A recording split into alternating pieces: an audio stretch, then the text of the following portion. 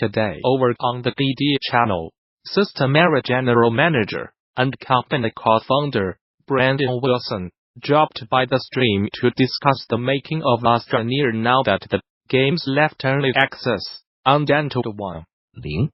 In case you have not checked in with Astroneer's development for a while, it's managed to accrue a large and loyal community that helped make its 1.0 launch a success. Wilson was able to explain why that community took some getting used to for a team of developers whose initial experience was being siloed away from players while working on the Halo franchise. You can now watch the full conversation with Wilson in the video above. For more developer interviews and curated GDC talks, be sure to follow the GDC Twitch channel. For better hours, much of the games market is moving to games as a service.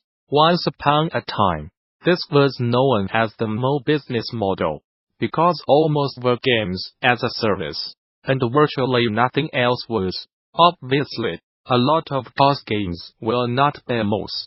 Candy Crush StarCraft is a service, but it's not MMO. Nor does GaaS mean the game has to be free to play with themselves via microtransactions.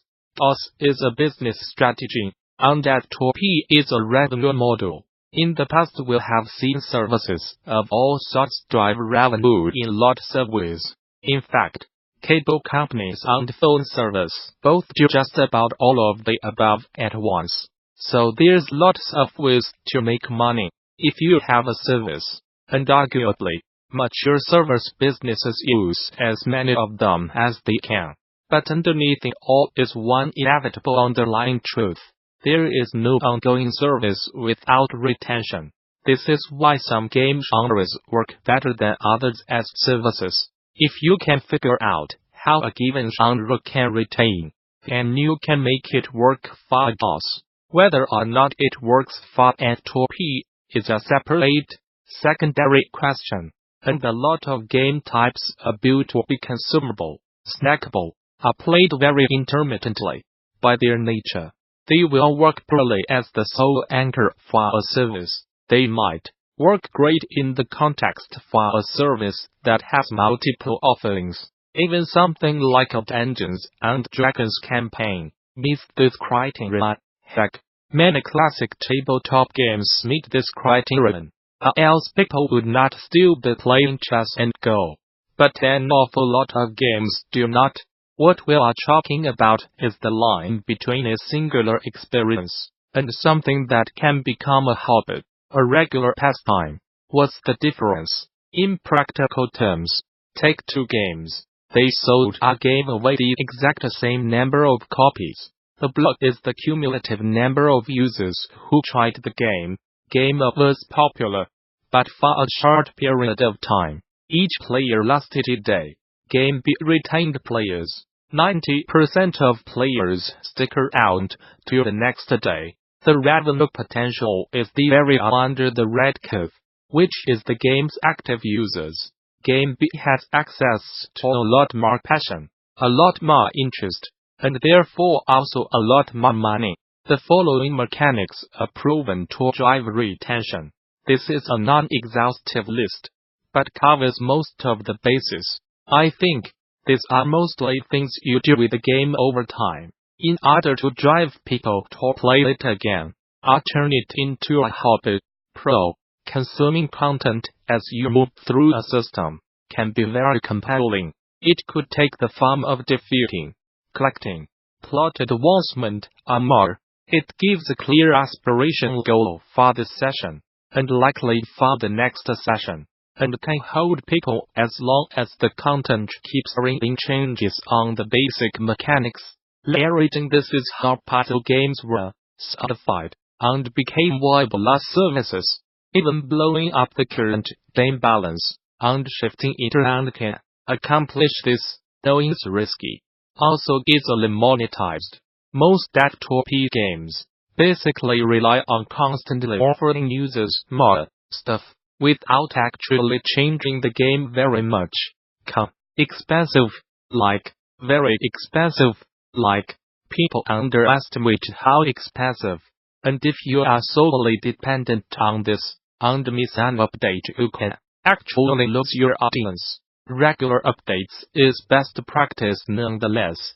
Pro. A familiar approach that is easy to implement. You will invite a PG-style mechanics. Even piling likes into a profile counts here. It's basically about having a persistent profile that accrues over time. Leaving would mean the loss of the accrued value, and more importantly, the standing in a cumulative con works best if there's a community to display the profile to, which you then have to build and run. Also, you tend to add new content at the top, which can alienate new players. Gradually over time, via a host of mechanics ranging from manipulation to game overcomplexity. Lastly, real community prominence is more valuable than the level number proxy you give it.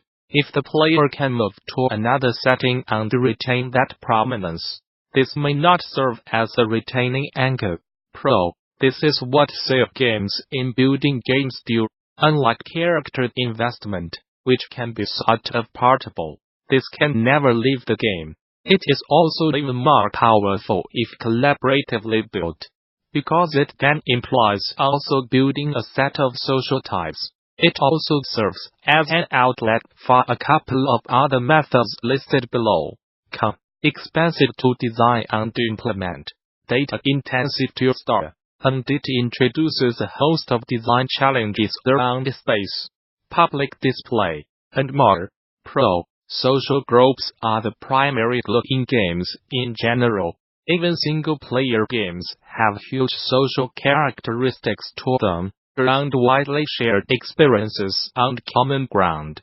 Social ties introduce a host of extremely powerful things like mutual obligation, economic exchange, group identity, and so on. See my old talk on social mechanics for more. Looser connections and community can often work better than a tight-knit community. Guilds often migrate games as a whole, so you want your user tied to the community via multiple touchpoints that are not in the same guild. Social connections also bring drama, which means community management, moderation, and much more.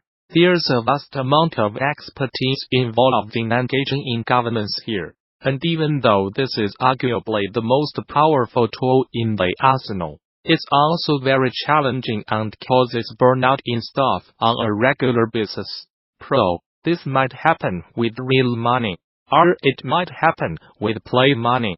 The profit motive is incredibly powerful and will keep players engaging in your experience well past the point of actual enjoyment, regardless of whether it's real or fake money. Though, the fact that it is effectively a self-generating set of ongoing challenges means that it's a substitute for content. The game keeps refreshing itself in somewhat unpredictable ways. If using real money, it can quickly chase out more playful ways of engaging. Either way, it requires a robust set of systems that enable trade, sales, and so on. And dynamic virtual economies are much harder to design and balance than static ones.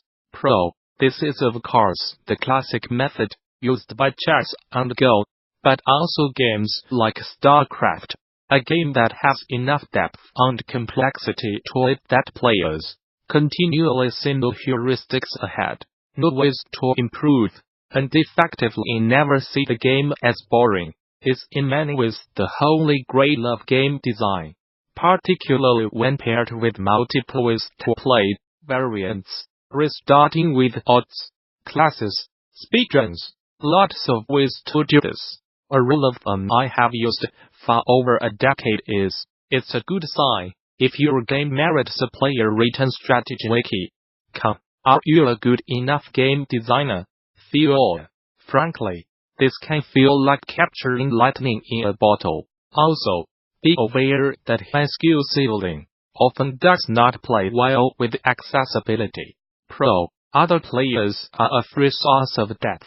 This has also been a default tactic for literally centuries, so much so that it has merited being called the orthogame, almost the default historical format. Watch out for zero-sum play, one winner, one loser, causing players to be chased out. The typical user loses more often than they win, because the most skillful players tend to take up a disproportionate number of the wins. The result is that historically, most services based solely around this managed to only get 1/10 of the population of services based on cumulative character mechanics, like a PGS. Today, we are seeing a melding of competitive play with other items on this list, such as content trickle, which hugely ameliorate this. There's also the current common tactic of offering the game as a non-service and having a service only for the higher echelons of players. It can be in various forms,